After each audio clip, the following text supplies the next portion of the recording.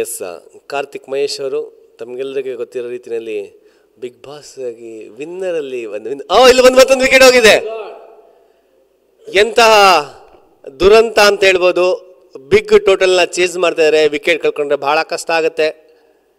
ರಾಸು warriors ಮೊದಲು 2 ಮ್ಯಾಚನ್ನ ಗೆದ್ದಿದ್ರು, chasing ಮಾಡಿ ಈಗ ಕಷ್ಟದಲ್ಲಿ ಸಿಕ್ಕಾಕೊಂಡಿದ್ದಾರೆ.